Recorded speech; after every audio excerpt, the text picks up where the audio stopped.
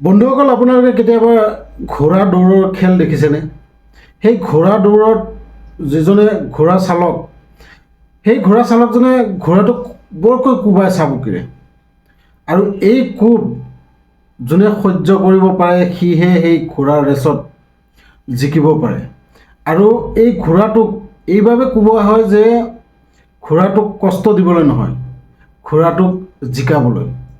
ঠিক তেনেদৰে আমাৰ জীৱনতো আমাক ভগৱানে কেতিয়াবা কিছুমান মানুহক বহুত কষ্ট দিয়ে, বহুত দুখ দিয়ে, বহুত যাতনা দিয়ে। আৰু এইবোৰ দুখ যাতনালৈ বহুতে নিৰাশ হৈ যায়, বহুতে হাৰি যায়। কিন্তু এটা কথা মনত ৰাখিব, ভগৱানে যে এই কষ্ট দিছে, এই অসুবিধা দিছে, আপোনাক যন্ত্ৰণা যেন দিছে, আপোনাক এইবাবেই দিছে কাৰণ আপুনি সহ্য কৰিব পৰা মানুহ। কাৰণ এই একেটা যন্ত্ৰণা যদি কিছুমান অইন মানুহক দিয়া হয় তেন্তে সেই মানুহজনে হয়তো ছুইচাইড কৰি মৰি যাব পাৰে।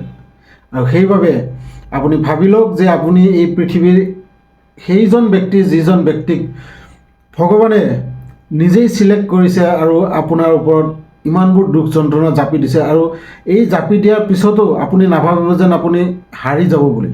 ভগৱানে আপোনাক এদিন নহয় এদিন জিকাই তুলিব, মনত ৰাখিব।